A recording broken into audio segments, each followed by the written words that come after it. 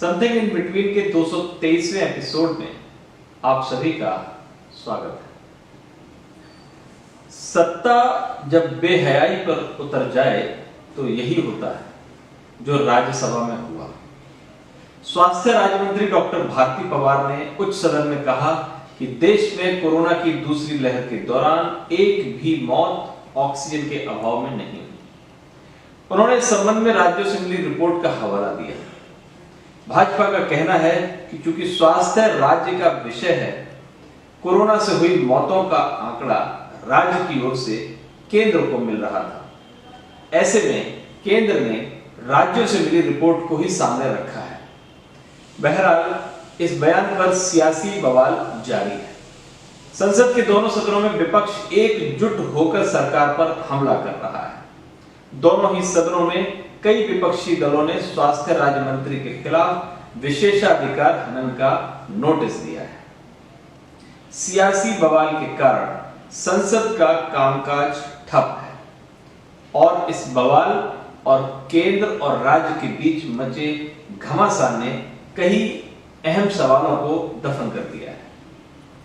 सच्चाई क्या है, इसे बत्रा अस्पताल के निदेशक डॉक्टर एस.एल. गुप्ता के बयान से समझा जा सकता है। यह वही अस्पताल है जहां कोरोना की दूसरी लहर के दौरान ऑक्सीजन के अभाव में 12 लोगों की मौत अंतरराष्ट्रीय सुर्खी बनी थी। डॉक्टर बत्रा उस दिन को याद करते हुए सिहर उठते हैं। वह कहते हैं, ऐसा दिन उन्होंने अपने करियर में कभी नहीं देखा। मैंने अपने चिकित्सक साथी और सीनियर डॉक्टर हिमतानी को खो दिया। ऑक्सीजन की कमी से जिन 12 लोगों की मौत हुई उनमें डॉक्टर हिमतानी भी शामिल थे। इसलिए कहना कि ऑक्सीजन के अभाव में कोई मौत ही नहीं हुई शर्मनाक है। मृत्यु प्रमाण पत्र पर मौत का कारण ऑक्सीजन की कमी नहीं लिखा जा सकता, मगर क्या इसी आधार पर कोई कह सकता है कि ऑक्सीजन के अभाव में मौत हुई ही नहीं? दूसरी लहर के दौरान एक और तस्वीर दुनिया भर में वायरल हुई थी। इसी साल 23 अप्रैल को आगरा की रेणु सिंघल की एक तस्वीर वायरल हुई थी, जिसमें वह अपने कोरोना पीड़ित पति रवि सिंघल को मुंह से सांसें देकर बचाने की नाकाम कोशिश कर रही थी। अस्पताल में ऑक्सीजन न होने के कारण उनके पति को कहीं एडमिट नहीं किया जा सका और ऑक्सीजन के अभाव में उनकी मौत हो गई। रेणु सिंघल अमर उजाला से कहती हैं, ऑक्सीजन से कोई मौत नहीं हुई, ये सुनकर मुझे गहरा धक्का लगा है। मेरे पति जब अचानक कोरोना संक्रमित हुए और उनकी हालत बिगड़ने लगी तो मैं उन्हें ऑटो में लेकर अस्पताल गई। सभी अस्पतालों ने कहा कि उनके यहां ऑक्सीजन नहीं है। आखिरी उम्मीद के तौर पर मैंने उन्हें अपने मुंह से सांस देने की कोशिश की। मुझे तब लगा था कि मेरी सांसें उनकी जान बचा लेंगी, मगर कुछ नहीं हुआ। ऑक्सीजन के अभाव में रवि चले गए। जब तक मैं आगरा के एसएन कॉलेज की इमरजेंसी में पहुंचती तब तक रवि की सांसें छूट चुकी थी। सवाल है कि इस परिस्थिति में किसे कोसें? क्या कोई सरकार ऐसी बेहयाई पर उतर सकती है? सवाल है कि जब ऑक्सीजन की कमी नहीं थी तब देश के तमाम हाई कोर्ट और सुप्रीम कोर्ट इसे लेकर सुनवाई ही क्यों कर रहे थे? ऑक्सीजन के उचित बंटवारे के लिए कई हाई कोर्ट के द्वार पैनल को क्यों बनाया गया था? तब केंद्र सरकार खुद अंतरराष्ट्रीय स्तर पर ऑक्सीजन प्लांट स्थापित करने और इसकी आपूर्ति के लिए जरूरी उपकरणों के लिए हाथ पर क्यों मार रही थी? देश भर में लोगों की ऑक्सीजन के लिए लाइन लगाने वाली तस्वीरें क्या सरकारी योजनाओं का लाभ हासिल करने के लिए लगी थी? दूसरी लहर के कारण कई दिनों तक विभिन्न अस्पतालों में ऑक्सीजन के अभाव में हुई मौतें सुर्खियां बनी। इस पर जमकर राजनीति भी हुई। राजधानी के बत्रा अस्पताल में 12, जयपुर गोल्डन अस्पताल में 20, गंगा राम अस्पताल में 25 लोगों की ऑक्सीजन की कमी से मौत की पुष्टि खुद अस्पताल प्रशासन ने की। इसके अलावा दर्जनों राज्यों के अस्पतालों में ऑक्सीजन की कमी से मौतों की पुष्टि खुद अस्पताल प्रशासन ने ही की है।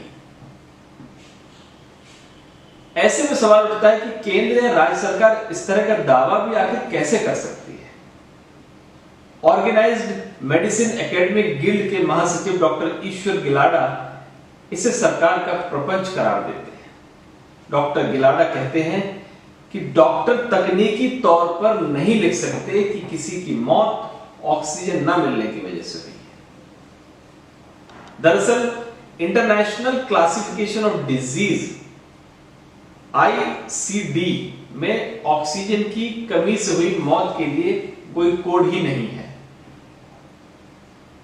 कोविड से होने वाली मौतों के लिए जारी दिशा निर्देशों में स्पष्ट है कि मौत की वजह ऑक्सीजन की कमी या हाइपोक्सिया, रेस्पिरेटरी अरेस्ट या रेस्पिरेटरी फेलियर नहीं लिख सकते। फिर सरकार कैसे दावा कर सकती है कि ऑक्सीजन के अभाव में मौत हुई ही नहीं। यहां सवाल मौत के बाद के सम्मान का है। मौत के बाद का सम्मान सबसे बड़ा सम्मान होता है। कोरोना की दूसरी लहर ने इस मामले में भी सरकार का शर्मनाक चेहरा पेश किया है। मौत के आंकड़े छिपाने से लेकर अंतिम संस्कार तक सिर्फ शर्मनाक राजनीति हुई है। दूसरी लहर के दौरान गंगा सहित कई नदियों में सैकड़ों लाशें तैरती दिखी हैं। इन्हीं नदियों के किनारे हजारों शव दफन हुए, जिन्हें ससम्मान अंतिम संस्कार तक नसीब नहीं हुआ। सरकार ने पहले नदियों में तैरती लाशों से दूरी बनाई, फिर दाह संस्कार के बदले दफनाए गए शवों पर कुतर्क पर उतर आई। अब सरकार ये मानने के लिए तैयार नहीं है कि देश में एक भी व्यक्ति की मौत ऑक्सीजन की कमी से हुई है। ऐसा लगता है कि सरकार जिम्मेदारी से बचने के लिए No One Killed Jessica film का दूसरा भाग बना रही है। सरकार आज कह रही है कि ऑक्सीजन के अभाव में किसी की मौत नहीं हुई, कल कहेगी कि कोरोना से किसी की मौत नहीं हुई, फिर एक दिन ये भी कह सकती है कि देश में कभी कोरोना महामारी आई ही नहीं, देश में हुई मौतें स्वाभाविक थी। जाहिर तौर पर हमें सरकार की निर्लज्जता भरी राजनीति के खिलाफ खड़ा होना होगा।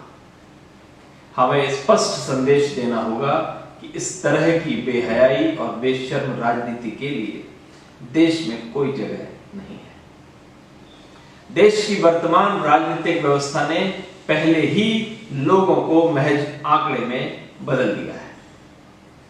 राजनीति की इस मनमानी मानसिकता पर अब ब्रेक लगाना जरूरी है।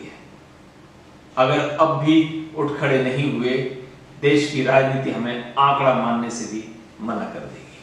नमस्कार।